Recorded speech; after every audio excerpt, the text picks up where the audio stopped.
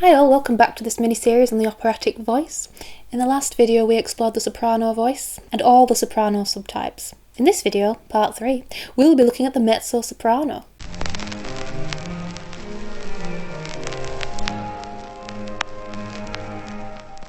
As you know, I'm writing an opera and I've been thinking a lot about voice and voice types, and so I thought I'd revise this and make a comprehensive video about the different voice types that can be used for other composers writing for voices. I'm also interested in how to approach writing for trans opera singers today in a world where gender is not considered as binary as it was in the past, or as it was when these terms were being assigned to voices in a dialectical manner throughout time. Check out my videos on dialectics. Now, this isn't supposed to be like the holy grail of voice information, as I keep saying, but it's a good general guide for myself and other composers. As I keep saying, also, it's absurd to categorise everyone's voice into these labels, but by doing this, it will help us understand vocal capabilities better. And we must remember that people are people, humans, and there will be exceptions to every rule and category. So without further ado, let's begin. A mezzo soprano is the middle singing voice. It sits between soprano and contralto. According to sfopera.com, while mezzos can be seductive heroines like Carmen or Delilah, composers also often use these voices to portray mothers, caretakers and villainesses. One unique thing about the mezzo soprano is that some mezzo singers with lighter voice qualities are used to play pre-adolescent male characters in what are called pants roles or trouser roles. And this is where the notion of gender gets more interesting. An example of this would be Cherubino in The Marriage of Figaro by Mozart.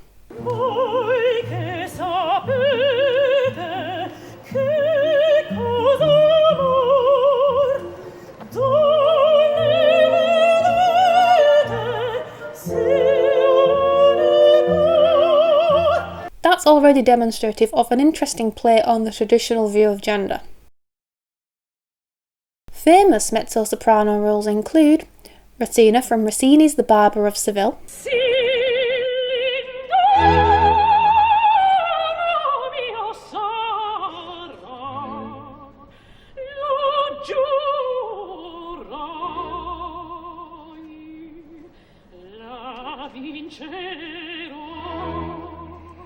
Carmen from George Bizet's Carmen,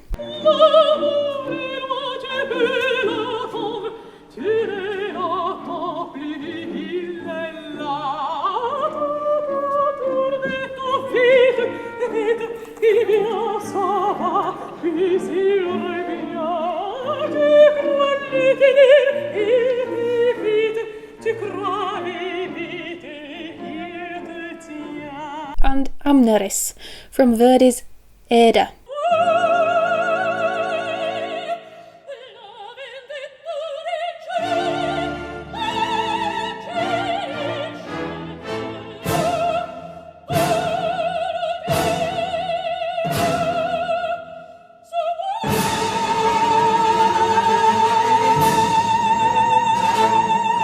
Here's an example of a mezzo-soprano performing a classic trouser role, Cherubino, with the aria Voi che sapete che cos'è amor from The Marriage of Figaro by Mozart.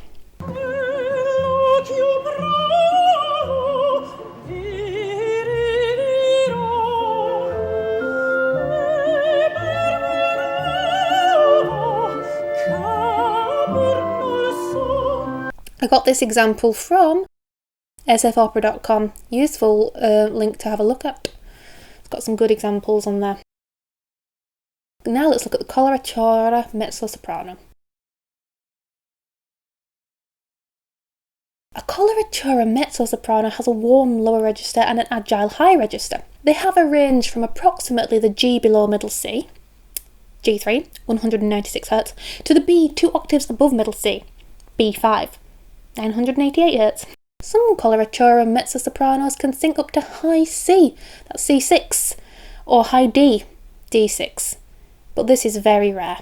What distinguishes these voices from being called sopranos is their extension into the lower register and warmer vocal quality. Although Coloratura mezzo-sopranos have impressive and at times thrilling high notes, they are most comfortable singing in the middle of their range rather than the top. Same. The role coloratura mezzo-soprano sing often demands not only the use of the lower register, but also leaps into the upper tessitura with highly ornamented, rapid passages. Many of the hero roles in the operas of Handel and Monteverdi, originally sung by male castrati, more about them in the next video, can be successfully sung today by coloratura mezzo-sopranos. Rossini demanded similar qualities for his comic heroines, and Vivaldi wrote roles frequently for this voice as well. Coloratura mezzo-sopranos also often sing lyric mezzo-soprano roles or soubrette roles. Check out the last video on the soprano voice for more information about the soubrette. Coloratura mezzo-soprano roles in operas include, and this is not an exhaustive list by the way, Isabella in L'Italiana in Algeri, Rossini.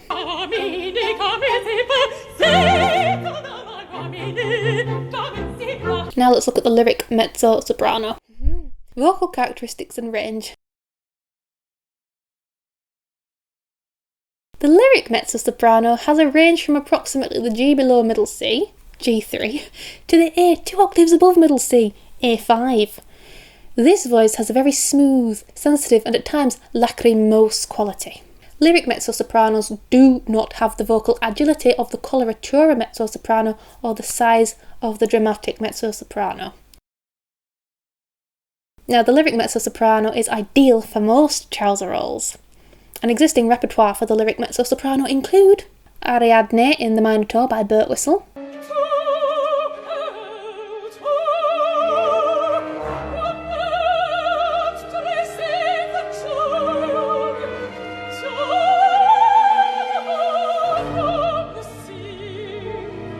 Dido in Dido and Aeneas by Purcell,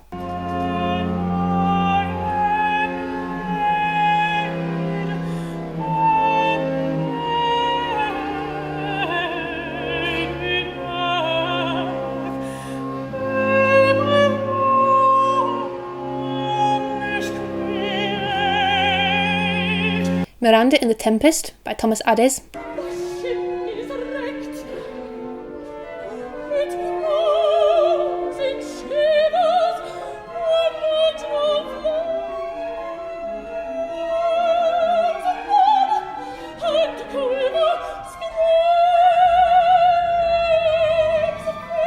Suzuki in Madame Butterfly by Puccini.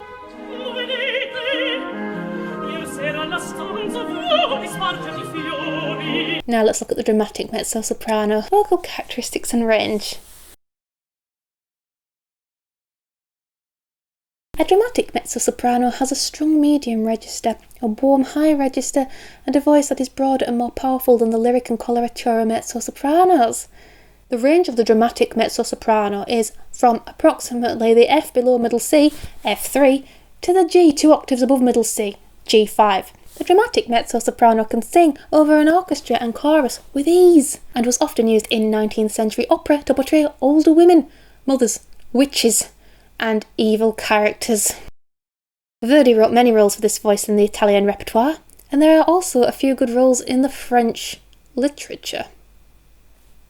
Apparently. Literature?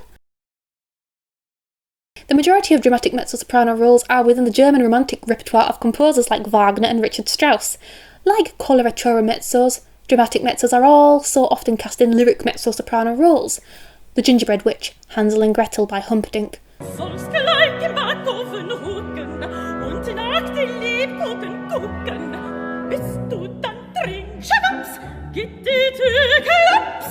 The Countess, the Queen of Spades by Tchaikovsky.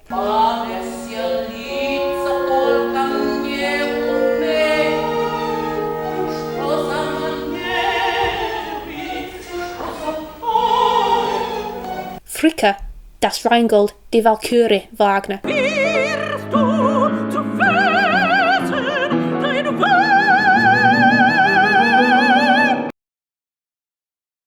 So we've looked at the mezzo-soprano voice and the roles the mezzo-soprano has in opera. They're a very versatile voice type and are cast in a very versatile variety of roles in opera narratives. These range from heroines to mothers, caretakers and villainesses. They can also play pre-adolescent male characters called trouser roles. It's interesting to learn about a traditional voice type that crosses the boundaries of gender. I wonder how this can be developed today where ideas of gender are not so binary. In the next video, we'll be exploring the contralto voice. I'll see you there. Managed to film all that in 8 minutes 47 seconds and the battery's flashing like I'm gonna go, so that's why I was really panicked and rushed, but we've done it. In the last video we explored the soprano, and I'm